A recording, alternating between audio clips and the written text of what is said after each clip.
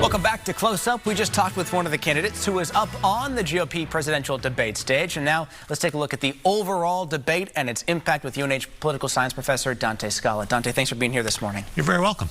Okay, so before we even get into the debate specifics, I want to ask, with the front runner not on the stage, does this debate actually matter and change anything?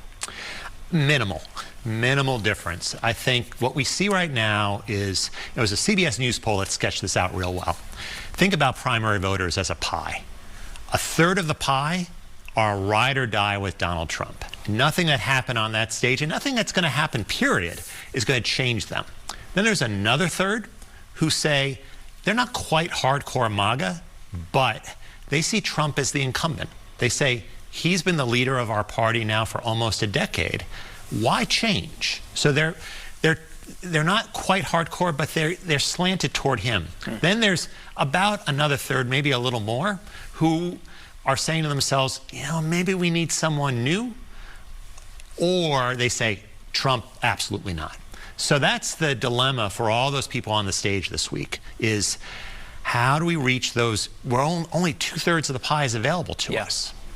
And so, okay, with that caveat out of the way that Trump wasn't there, perhaps minimal impact, what did you make of what you saw on the stage? Was there anybody who really, because of what happened on that stage, you think is in a different position in this race?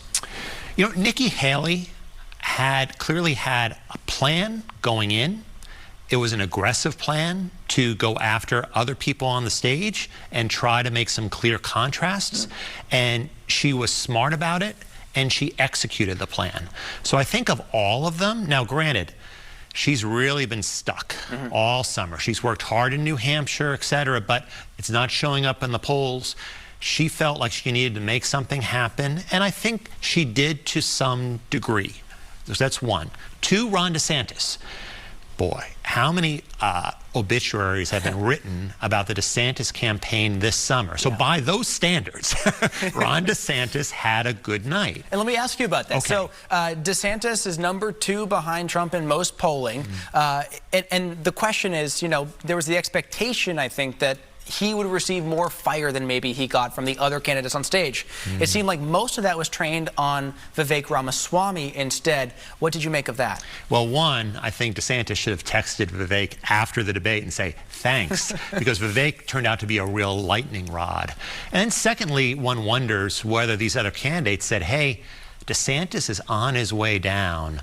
Why go after him when he's already sliding away? But for whatever the reason was, DeSantis stayed in his lane, delivered his message, avoided anything too awkward, and was delivered. You know, it was solid, it wasn't spectacular, and I think it's important to keep in mind, I think there's a baked-in narrative from the media saying DeSantis campaigns on this death watch. And then there's how voters think of Ron DeSantis. And they like him. Now, they don't love him, not like Donald Trump, but they like him well enough. And that's not a terrible position to be in given the circumstances. And I want to talk to you about Trump and the indictment, and I just want to wrap up our debate conversation real quick. Do you think of the folks who were kind of on the edges of the stage, the folks polling the lowest, are we going to see fewer of them in the next debate next month? Yeah, I suspect so. I mean, you know, Doug Burgum, Asa Hutchinson, you know, they're going to have difficulties, I think, reaching that next level, the higher level, to qualify for the next debate.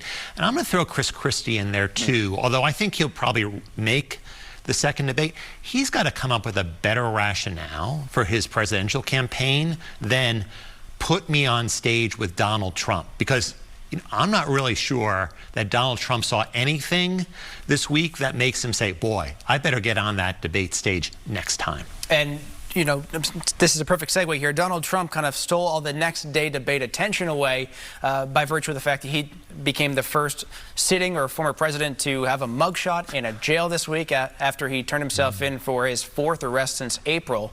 What does that do? I mean, obviously, this is not something you can go back and look at other races and say, well, the last time someone was arrested like this happened. But what do you make of what we saw and the impact potentially on the race? Yeah, I mean, I shouldn't laugh because it's really a terrible state of affairs.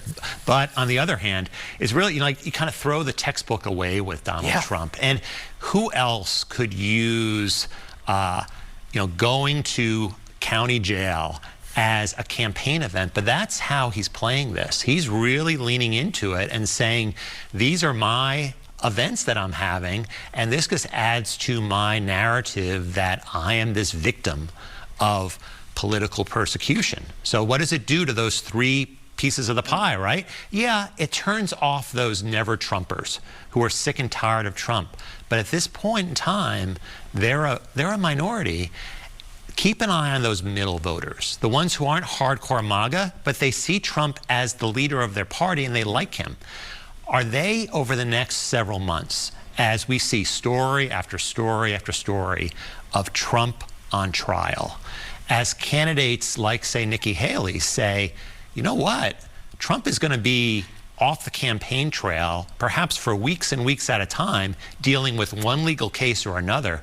Can we afford that as a party? Will those voters who are like those middle voters, will they start to get cold feet about Donald Trump as we get toward January, which will be here before we know it? Yeah, and with the 30 so seconds we have left, Dante, do you see independents, or maybe in some cases Democrats, deciding, you know what, because of what's happening in the GOP field, I want to vote in that primary this time around here in New Hampshire? Are we going to see a surge of that, do you think? Independents, for sure. They're going to play in the only game in town, and it doesn't look like the Democrats are going to be doing anything very interesting. Right. So independents, for sure. It's really hard to get someone to change their party registration. So I think Democrats will either stay home, maybe they'll show up and write in Joe Biden. Okay, we shall see. Dante Scala, thanks for the expertise tonight. You're very welcome. All right.